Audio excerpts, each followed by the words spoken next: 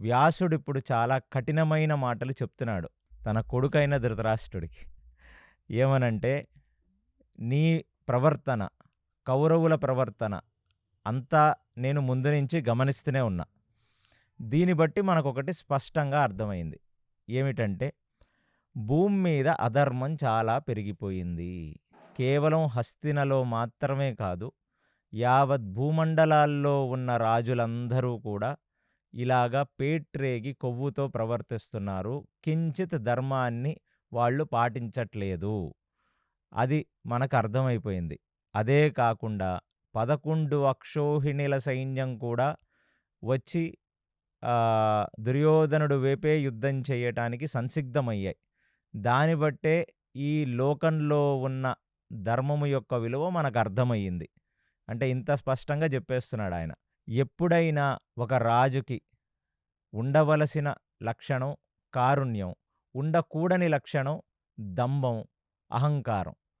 పదవి అహంకారంతో మెలుగుతున్న భూసురులైన రాజులందరూ ఇష్టమొచ్చినట్లు ఇతి శాస్త్రం ప్రమాణం తే కార్యాకార్య వ్యవస్థితౌ జ్ఞాత్వా శాస్త్ర ప్రమాణోక్తం కర్మ కర్తుమిహర్హసి అని భగవద్గీతలో కృష్ణుడు చెప్తాడు.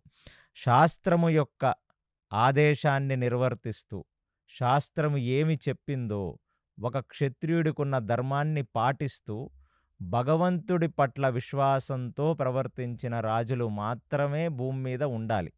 అలాంటి రాజుల చేత అందరూ పాలింపబడితేనే యథా రాజ తథా ప్రజ, అప్పుడే ధర్మ సంస్థాపన జరుగుతుంది. అలాంటిది ఇప్పుడు ఈ కాలమాన పరిస్థితుల్లో జరుగుతున్న వ్యవహారాన్ని చూస్తే భూసురులందరూ అసురులుగా ఉన్నారు. కాబట్టి అందుకే నేను ముందే నీకు చెప్పాను చాలాసార్లు, భూభారహరణాన్ని తగ్గించటానికి వచ్చిన అవతారమే శ్రీకృష్ణావతారం అని. అలాంటి కృష్ణుడే వచ్చి నా ముందే అర్ధవిశ్వరూప సందర్శన యోగాన్ని చూపించినప్పటికీ ఎటువంటి మార్పు చెందలేదంటే వినాశకాలే విపరీత బుద్ధి. ఇప్పుడు ఈ వినాశనాన్ని ఎవరూ తప్పించలేరు.